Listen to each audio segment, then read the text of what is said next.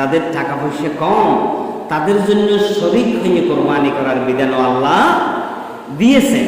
যেমন যাদের তৌফিক কম তারা একটা গরুতে 7 জন ব্যক্তি কোরবানি করতে পারবে, একটা ছাগল 1 জন ব্যক্তি কোরবানি করতে পারবে, একটা গরু মহিষ ও 7 জন ব্যক্তি কোরবানি করতে পারবে। এইভাবে আমরা শরীক হয়ে কোরবানি করি।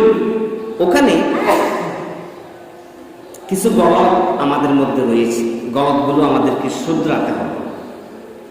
শরীক হয়ে আমরা যখন কোরবানি করব আমাদেরকে সর্বোচ্চ যাচাই করে দেখতে হবে আমি যার সাথে শরীক হয়ে কোরবানি করছি ওই মানুষটা হালাল উপার্জন করে কিনা, সে হালাল উপার্জনকারী কিনা ওইটা আমাকে দেখতে হবে।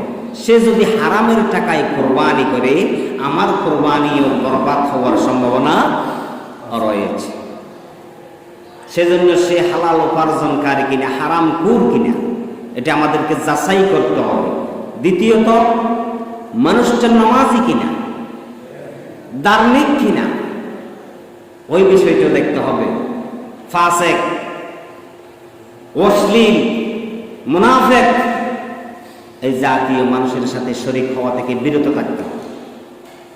কোরবানির শরীকদারকেও আমরা বাছাই করতে সর্বোচ্চ দিনদারি মানুষকে প্রাধান্য দিব, তাদের সাথে শরীক হয়ে আমরা কোরবানি করব।